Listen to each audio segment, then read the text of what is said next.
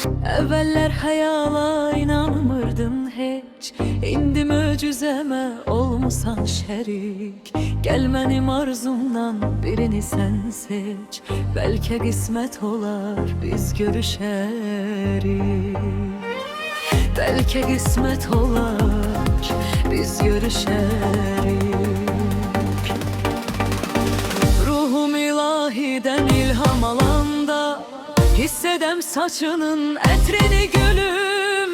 Axı nə fərqi var sən olmayanda, ya gəlsin yaşamaq, ya gəlsin ölüm. Ya gəlsin yaşamaq, ya gəlmişsən ölüm.